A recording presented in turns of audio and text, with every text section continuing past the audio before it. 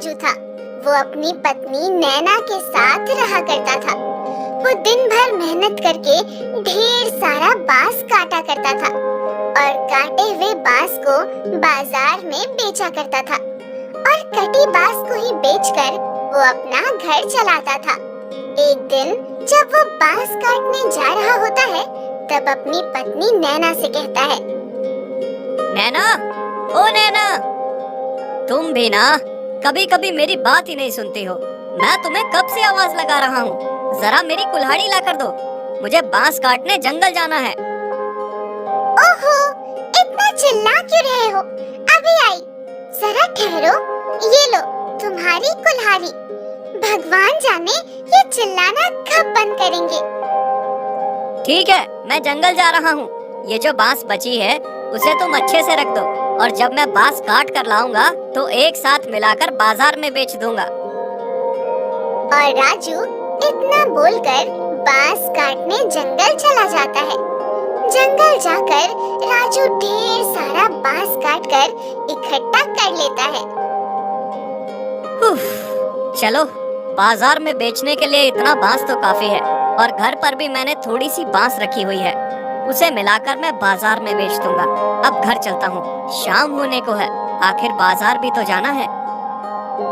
राजू काटे हुए बांस को अपने सिर पर रखकर घर के लिए निकल जाता है और घर पहुँचते ही अपनी पत्नी नैना से कहता है, नैना, जरा सुनती हो?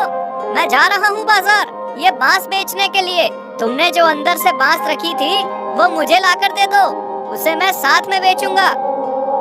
हाँ जी, ये लो, और एक भी बांस नहीं बचनी चाहिए, सारे के सारे बेच कर ही आना। राजू बाजार चला जाता है, जहाँ राजू अपने सारे कटे हुए बांसों को बेचकर घर लौट जाता है और अपनी पत्नी नैना से कहता है, नैना, जरा जल्दी खाना लगा दो, मैं सुबह से काम करते करते थक गया हूँ। हाँ जी, अभी लगाती हूँ, आप हाथ मुंह धो लो। इसी तरह राजू हर दिन बांस काटकर बाजार में बेचा करता था।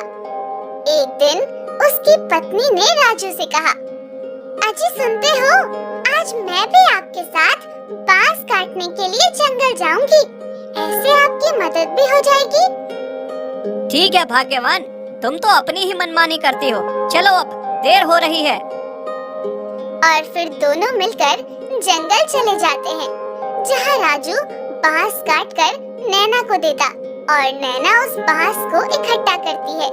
बांस काटते हुए नैना और राजू को घर आने में देर हो जाती है। बहुत सारे बांस काट लिया हूँ, अब घर चलता हूँ। हाँ, तुम बिल्कुल सही कह रहे हो, अब हमें चलना चाहिए। राजू और नैना अपने कटे बांसों को सिर पर उठाकर घर लौट रहे होते हैं। वैसे ही राजू को रास्ते में भूख लग जाती है और राजू नैना से कहता है, ओहो नैना, मुझे तो बहुत जोरों की भूख लगी है। ओहो, आज तो मैं भी घर पर नहीं थी, आज तो मैंने खाना ही नहीं बनाया। कोई बात नहीं, मैं गांव में ढाबे में खा लूंगा। फिर राजू और नैना दोनों गांव के ढाबे में जाकर खाना खाते हैं, जहां नैना को वो ढाबा देखकर एक तरकीब सूझती है और अपने पति से कहती है, अजी सुनते हो, मेरे पास एक तरकीब है, क्यों ना हम दोनों मिलकर कुछ ऐसा ही ढाबा खोल दे जो बांस की बनी हो। हम दोनों मिलकर एक बांस का ढाबा बनाएंगे और इस ढाबे में मैं स्वादिष्ट खाना बनाकर बेचूंगी। तुम्हें तो पता ही है कि मैं बहुत ही अच्छा खाना बनाना जानती हूँ। हाँ, तुम बिल्कुल सही कह रही हो। इस ढाबे के पास एक जगह है, हम दोनों मिलकर उस जगह में एक बांस का ढाबा खोलेंगे। नैना की बात सुनकर राजू अगले दिन अपनी कटी हुई बांस से एक नया ढाबा खोल लेता है। फिर उसकी पत्नी उस ढाबे में स्वादिष्ट खाना बनाना शुरू करती है। इस ढाबे की बात चारों तरफ फैल जाती है, जिससे सारे गांव वाले राजू और नैना के ढाबे पर खाने के लिए आने लगे। आइए आइए, इस नए ढाबे पर स्वादिष्ट स्वादिष्ट खाना खाइए। एक बार खाओगे तो बार बार आओगे। आइए आइए। देखते ही देखते वहाँ गांव वालों की भीड़ हो जाती है, जहाँ गांव वाले, राजू भाई, मुझे दाल मखनी और रोटी दे दो। हाँ बहन जी, मुझे भी दाल और भात, उसके साथ स्वादिष्ट सब्जी भी दे दो।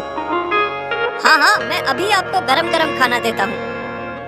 और इस तरह राजू और नैना के ढाबे पर भीड़ लग जाती है, जिसे देखकर नैना कहती है, देखा, मैंने कहा था ना कि अगर हम दोनों भी एक ढाबा खोल दें, तो वो ढाबा चलने लगेगा। हाँ नैना, तुम बिल्कुल सही कह रही हो।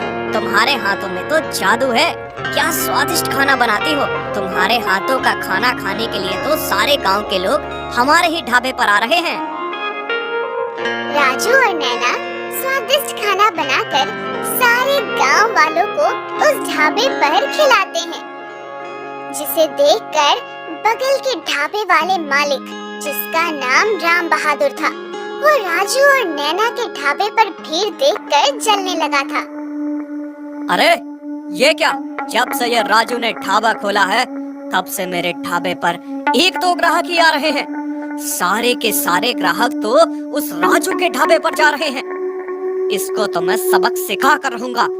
मैं अभी अपने आदमियों को बोलकर इसके ढाबे का सत्यानाश करवाता हूँ। हाँ, तुम सबसे मुझे काम है। मैं जैसा जैसा कहता हूँ तुम सब बिल्कुल वैसा ही करना। रात होते ही ये राजू के ढाबे को जलाकर राख कर देना, तब इसे पता चलेगा मेरे बगल में ढाबा खोलने का नतीजा क्या होता है। ठीक है मालिक, आप जैसा कहते हैं हम वैसा ही करेंगे। राम बहादुर अपने आदमियों से कहकर रात होते ही राजू और नैना के ढाबे पर आग लगा देते हैं और वहाँ से भाग निकलते हैं। अगली सुबह जब राजू और नैना ढाबा खोलने आते हैं, तब वो अचानक देखते हैं, अरे ये क्या भगवान, हम तो लुट गए, मर गए, बर्बाद हो गए। ये हमारे ढाबे को किसने जलाकर राख कर दिया? हाय रे हाय, कीड़े पड़े जिसने मेरे बनाए हुए ढाबे को जलाकर राख कर दिया।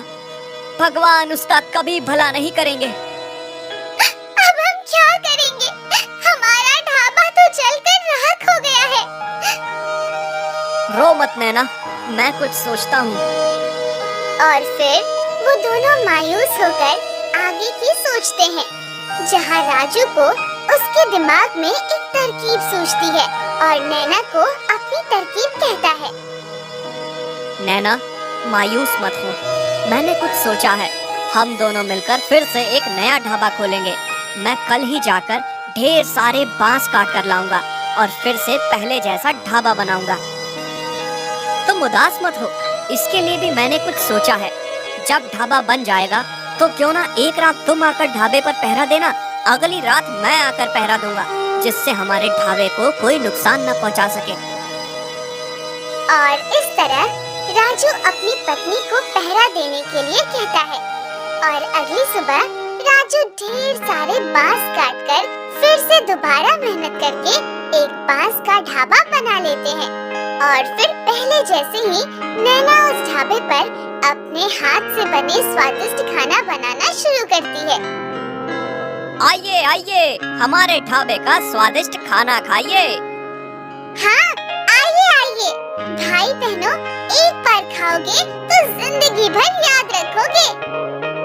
और इसी तरह फिर से राजू और नैना के ढाबे पर लोगों की भीड़ जम जाती है।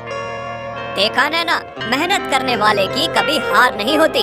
अगर हम उसी तरह रोते रह जाते तो आज हम दोनों फिर से ये ढाबा नहीं खोल पाते। हाँ जी, तुम बिल्कुल ही सही कह रहे हो। आज मैं भी बहुत खुश हूँ।